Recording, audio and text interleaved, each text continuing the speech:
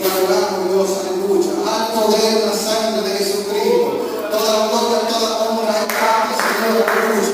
Sabiendo, Señor, que tú eres grande, Señor, sabiendo que tú eres poderoso, Señor, aleluya, Padre.